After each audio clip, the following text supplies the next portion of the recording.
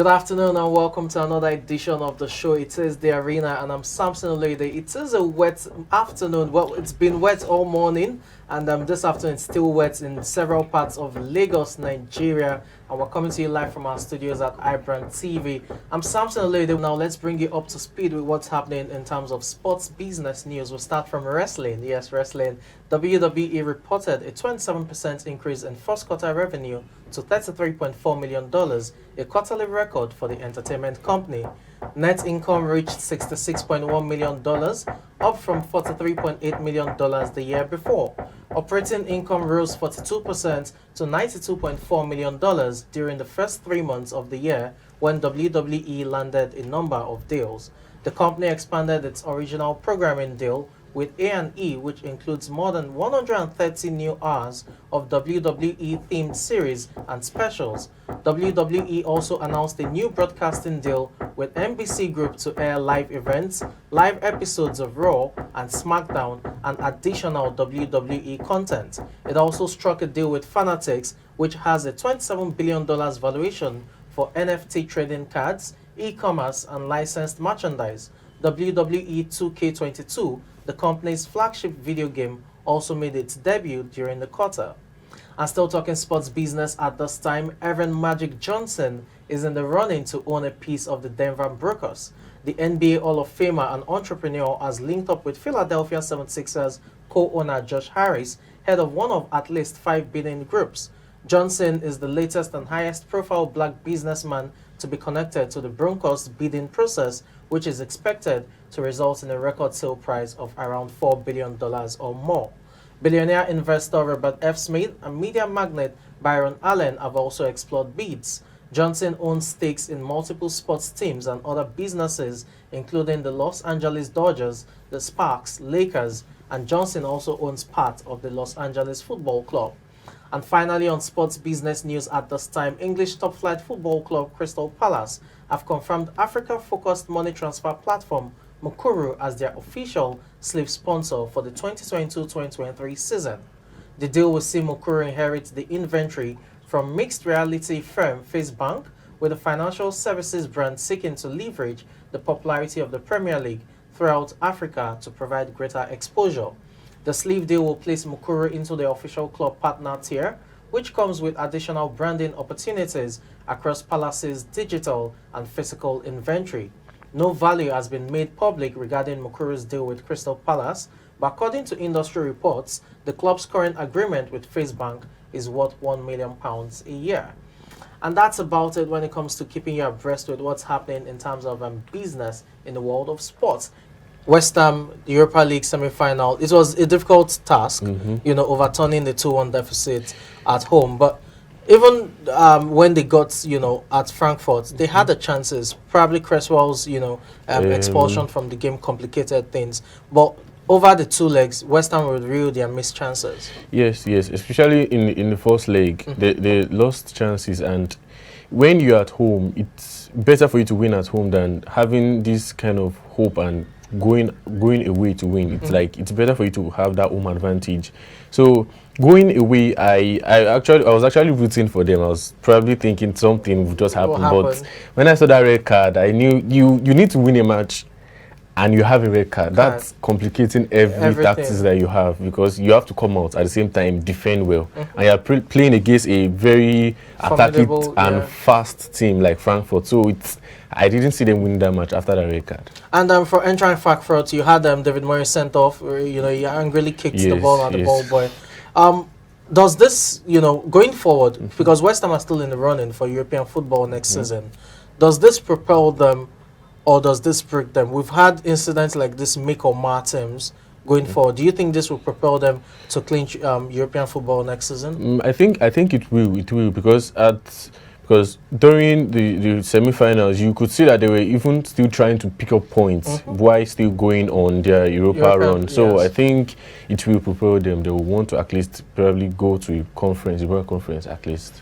Okay, there you have it for West Ham United. It was a sad end to their European run, it must be said, but you have to give them credit for how they fed David Moyes' men, considering where they were when he took the job to where they are now. It's extremely remarkable, and you have to just give them credit for that. They will be for Frankfurt. They will be playing against Rangers in the final, following Rangers' impressive 3-1 win over RB Leipzig. Christopher Nkunku, continuing his rich goal-scoring form this season, but that wasn't enough as Rangers ran out 3-0 winners, or 3-1 winners rather, to a match 3-2 winners on aggregate. So Frankfurt against Rangers, that should be definitely a thrilling, final. Now let's move over to a third tier of European football. It's the Europa Conference League. I mean, this is its debut season, but AS Roma are into the final. You had Leicester City trying to get the win over Roma at the Stadio Olimpico. That couldn't happen. It was another former Premier League man, Tammy Abraham, who made it happen.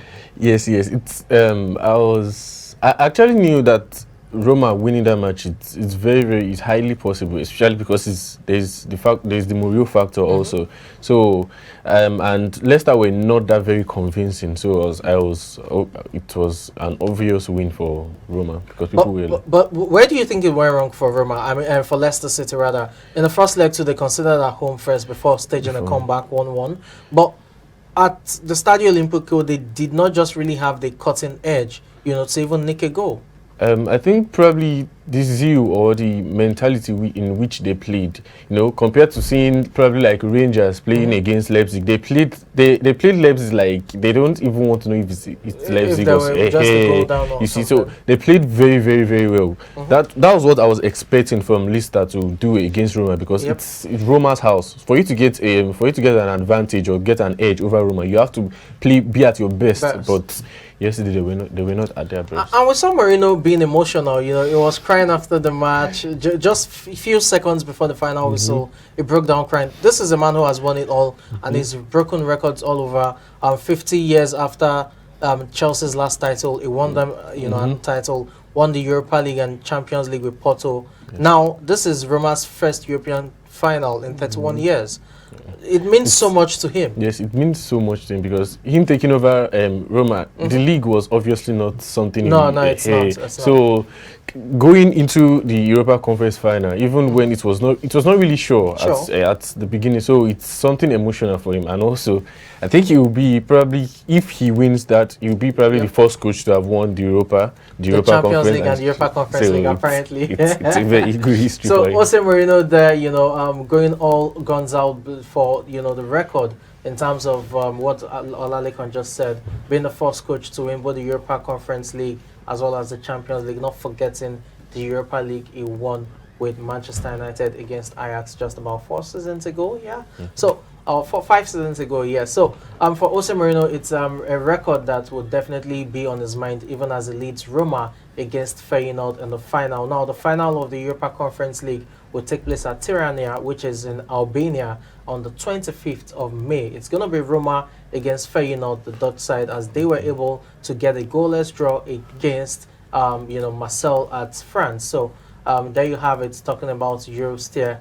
The finals are settled. You have the Europa League final, which is Rangers against Eintracht Frankfurt. You have the Europa Conference League, Roma against Feyenoord, and the UEFA Champions League, the biggest of them all, Liverpool against Real Madrid. These are thrilling fixtures that we should watch out for. But let's talk about domestic league now.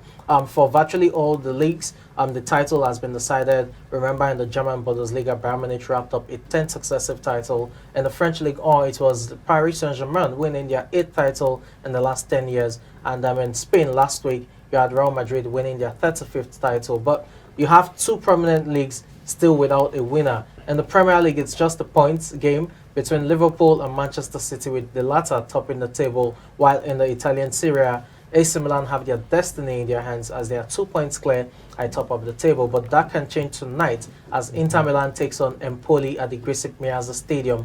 A win for Inter Milan gets them 1 point above AC Milan, and the pressure is back on AC Milan going into their own fixture. Inter Milan against AC Milan, Inter Milan against Empoli rather. What do you expect? Inter Milan win. I think it should be. You think it's straightforward? Yes, it should be a comfortable win, because Empoli, I think they're like 12th or 13th on the table. So yeah, they're just about 5 points off safety. I know they'll be fighting for But no, They I have think 37 points, so they're not entirely safe. But I mean, as I said, they're 5 points off safety. So You don't think they'll pose a problem trying to? of course they will. Of course they will. Relegation battling teams are always very, very strong at the end of the season. But this is Inter chasing a league, so I'm not seeing them. You're not seeing them bleep. I'm not seeing a draw safe. So.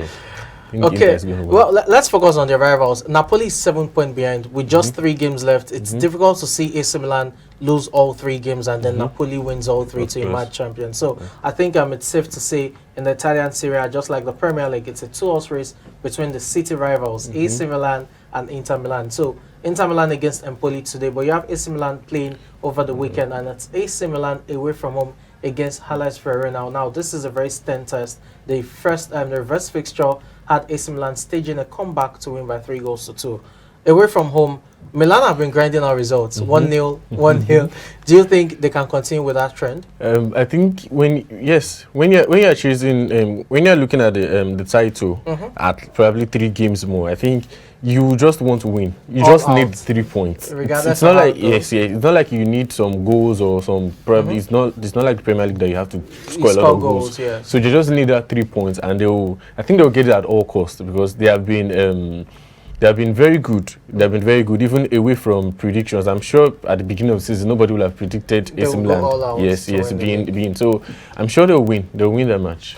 Okay, talking about Milan, Milan, it must be said, as I said, 3 games left, but Milan do not need to win all 3. They simply need to win 2 and draw 1, and they become champions of the Italian Serie A for the first time since the 2010-2011 season. Remember, Zlatan Ibrahimovic was also part of that team. So Zlatan, now well into his 40s, will also be looking to win another title with AC Milan. Remember, in the Italian Serie A, it's not about the goal difference, it's about the head-to-head record. And AC Milan have a better head-to-head record than Inter Milan. So it's Inter Milan who needs to win all matches and hope that AC Milan slips. For AC Milan, they simply need to win 2 out of the remaining 3 and get a draw in the final one. That would start tonight, yes, with Inter Milan. So let's see how that pans out. Quickly, as we wrap up the show, let's talk about the Premier League, and we'll just have to narrow it down to City and Liverpool because of time constraint. But City against Newcastle, this is a tricky one considering Newcastle's form. Do you think Newcastle can do Liverpool a favor? Quick one. No, I think no.